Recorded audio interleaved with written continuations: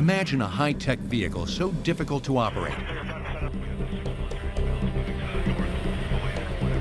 that learning the ropes takes even the most experienced drivers 2 years. That's the challenge for every licensed helicopter pilot who wants to grab the reins of the U.S. Army's AH-64 Apache Longbow.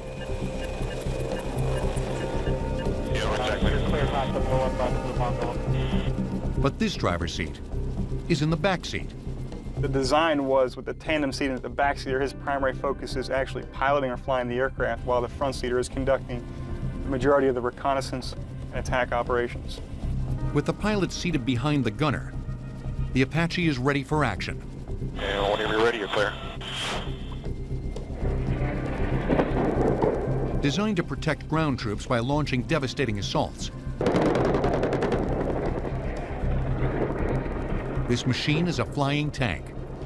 The primary function of the Apache is to deal death and destruction on the battlefield. The Apache has the distinct honor of being the most lethal attack helicopter in the United States inventory. We can carry more, go farther, go faster than any other helicopter. The Apache can soar as fast as 167 miles per hour and as high as 15,000 feet. It can also execute evasive maneuvers impossible for most helicopters, including barrel rolls and loops.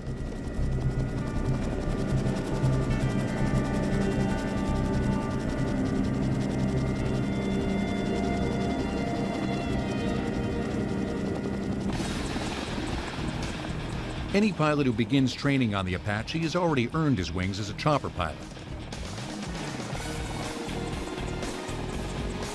But for those whose experience might be limited to the freeways, here's an idea of the basics. The key instrument in the cockpit is the cyclic control stick.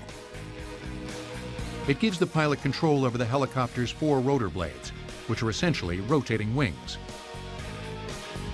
Moving the stick causes the rotor blades to tilt, which changes how much lift they provide. Adjusting the tilt equally for all the blades lifts the helicopter straight up and down. Changing the tilt for some of the blades creates uneven lift, causing the helicopter to climb, dive, or turn.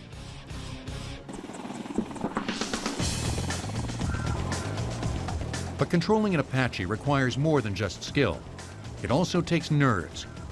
Flying this chopper is so sophisticated, and the enemy territory traversed is so hostile, that pilots refer to it as riding the dragon. In the eyes of the enemy, the Apache is a very dangerous helicopter. In the eyes of friendly forces, it's also a very, very dangerous aircraft to learn how to fly. Typically, an aviator will go through approximately anywhere from 1.5 years to 2 years of flight training from start to finish to become an Apache pilot. One of the most difficult things about flying the Apache is having to constantly shift focus from one eye to the other. Because the helmet is fitted with a monocle that's fixed in front of the pilot's right eye. 12 different instrument readings from the cockpit are projected onto the monocle screen. Other images can be superimposed there, from those shot by the helicopter's cameras to radar information. While the pilot's right eye is interpreting all that data, his left has to be free to scan outside the aircraft for threats. All the while, sensors are detecting exactly where his monocled right eye is looking. Just move the monocle's crosshairs on a target below, and the weapons he selects will swivel and aim precisely where he's looking. I think the biggest thing that everybody asks us about is if the gun really does follow the line of sight of where the pilot's looking, and it absolutely does. The Apache's arsenal includes the M230 automatic cannon mounted under the fuselage. It can take out a target more than 2 miles away. You can shoot in excess of 600 rounds a minute. We don't generally do that, but it also, I like to compare it to each round has almost the capability of a single grenade. With the touch of a button, the pilot can also deploy a variety of smaller missiles and free-flight rockets, usually mounted and fired from underneath the wings. But the most powerful weapon at his disposal is the AGM-114, aptly known as the Hellfire missile. This is that missile that'll penetrate any known armor on the battlefield, and this thing will reach out and touch you 5 miles plus. Pinpoint accuracy. For all the onboard firepower, one of the most reassuring aspects of flying an Apache is the blanket of security that protects the crew. The windshield is made of reinforced glass that can withstand every type of small arms fire. And the pilot's seat is covered in a heavy-duty layer of Kevlar. This aircraft withstood significant damage in both Iraq and Afghanistan, a lot of small arms.